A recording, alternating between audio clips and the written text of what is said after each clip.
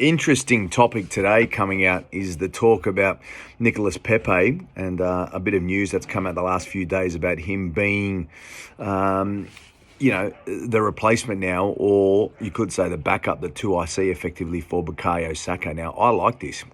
I've liked it for a long time. I don't understand how everyone for such a long period of time now has been considering Pepe as a flop. I think he's not being given a complete chance, not being given the benefit of the doubt, that's for sure. So I would definitely like to see him given the opportunity to back up Saka. I think Saka's going to need help.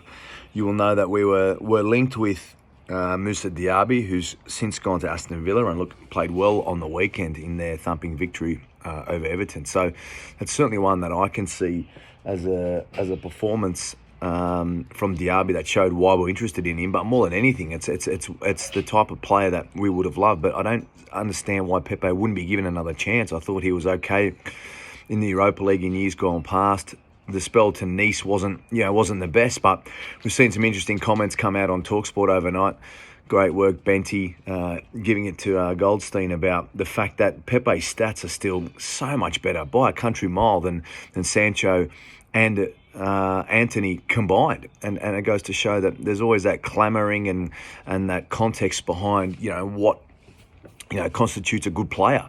And if you're just going to go off pure stats and that side of things, and you'll see that, that he's done well. And I'm not sure he's been given a proper chance. I think he's a squad player. He's on big money, and we paid big money for him. Yes, I completely understand all of that. But this is a great opportunity for us to really look at giving him another go. And Saka's going to need some assistance and going to need some help. There's no doubt about that, because he's already, after finishing the game so strongly last season, and finishing the season so strongly, he's in a position where he's going to need some support and some backup to actually slow down. That's the part that I can't understand, is that he's sort of come straight into this year, because the season finished last year, he played heaps.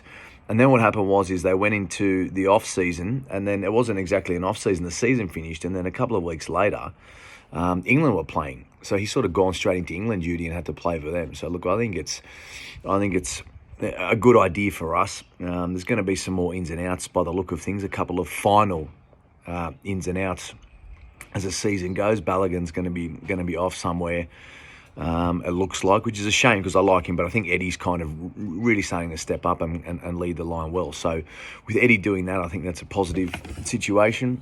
As for what those other outgoings are going to be, there seems to be a lot of talk and rambling about Gabriel leaving. I think a lot of that has to do with not him leaving so much, but maybe a bit of discontentment out of his camp at had been dropped. But I'm not sure what Arteta's going to do moving forward here. It looks like there's been a lot of praise on Partey at right back the last couple of weeks. So what does that mean for the rest of the season? The way the team gets structured, that's going to be an interesting one.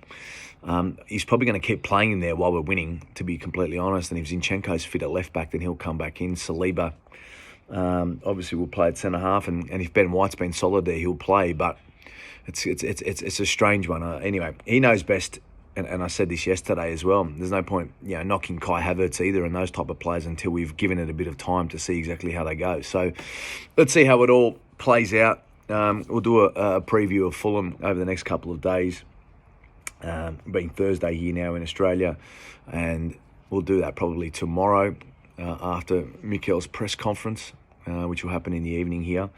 So that'll be interesting.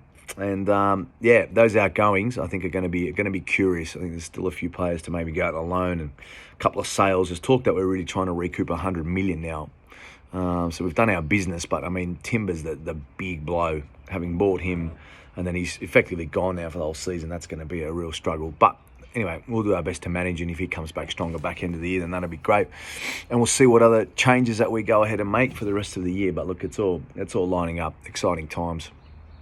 And we'll see who else goes. I think Holding will stay around as an emergency centre half, because I still think we're slightly light on there with Ben White playing. We've got Kivior there as a left-footed centre half, and we've got Gabriel now sort of on the bench as a left-footed centre half. With Zinchenko and potentially Tomiyasu now filling in that sort of left back role. I'm not sure what it means, but we've got another two centre halves there.